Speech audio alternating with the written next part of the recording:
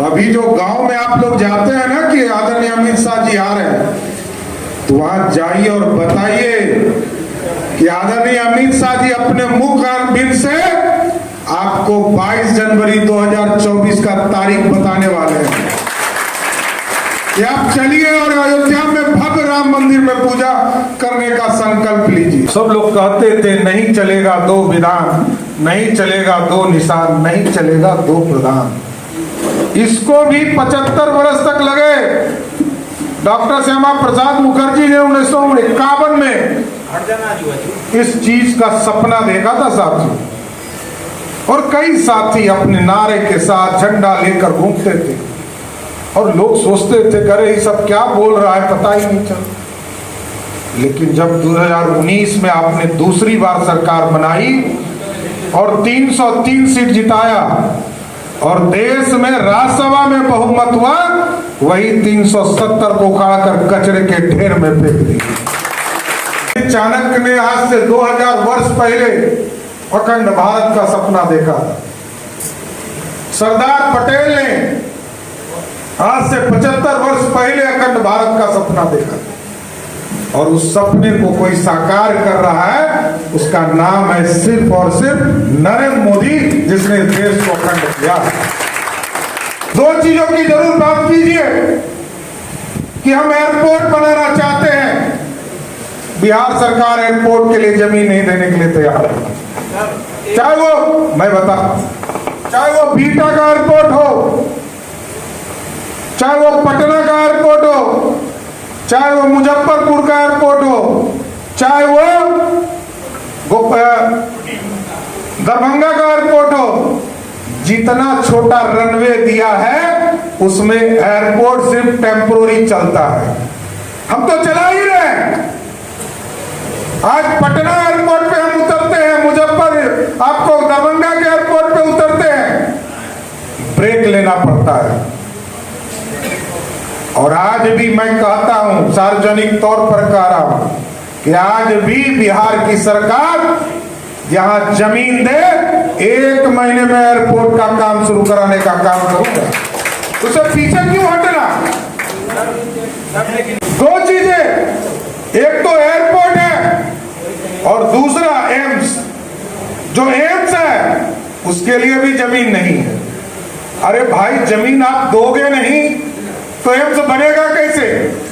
Airport बनाने के लिए जमीन नहीं, एम्स बनाने के लिए जमीन नहीं, रोड बनाने के लिए जमीन नहीं।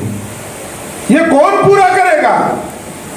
यही बदलाव कहता हूं। ये बदलाव की जरूरत है। 33 वर्षों से 2 ही व्यक्ति सत्ता में है, और यदि आपने नींव पिक्चर का, यदि आप चाहते हैं कि बिहार का बदलाव हो, और आदरणीय अमित शाह जी मुजफ्फरपुर की पावन धरती पर आ रहे हैं, कैसे देश बढ़ रहा है, उत्तर प्रदेश में एयरपोर्ट 11 क्यों बन रहे, यही तो जानना चाहता हूं। कोई भारत सरकार जमीन के लिए पैसा नहीं देती है, जमीन के लिए राज्य सरकार को पैसा देना पड़ता है, राज्य सरकार को सुविधा उपलब्ध कराना पड़ता है। और आप जान लीजिए, कहीं उत्तर प्रदेश कोई बाहर नहीं है, 100 किलोमीटर 150 किलोमीटर चलिएगा, उत्तर प्रदेश तक जाइएगा। 3 एयरपोर्ट बने, बनारस में एयरपोर्ट बना, कुशीनगर में एयरपोर्ट बना, और गोरखपुर में एयरपोर्ट बना। हम जो इंतजार ही कर रहे हैं कि मुजफ्फरपुर बनेगा, रक्सौल बनेगा और पूर्णिया बनेगा। हम इसी का बदलाव की बात करना चाहते हैं। इसको यदि आपने नींव नहीं रखा तो ये बदलाव संभव नहीं है। आज साथियों, यही आग्रह करने आया कि बिहार को यदि संपूर्ण विकास चाहते हैं तो संभव तभी होगा जब 2 गारंटी हम देते हैं। एक गारंटी देते हैं कि जब तक नरेंद्र मोदी जी की सरकार है तब तक भ्रष्टाचारियों को जेल जाना पड़ेगा, कोई बचा नहीं सकता। और दूसरा, एक बार भाजपा की सरकार बने। कर्पूरी ठाकुर जी को भी बिहार की गद्दी पर जनसंघ के लोगों ने 2-2 बार बैठाया। लालू प्रसाद जी को भी हरदी किसने लगाया?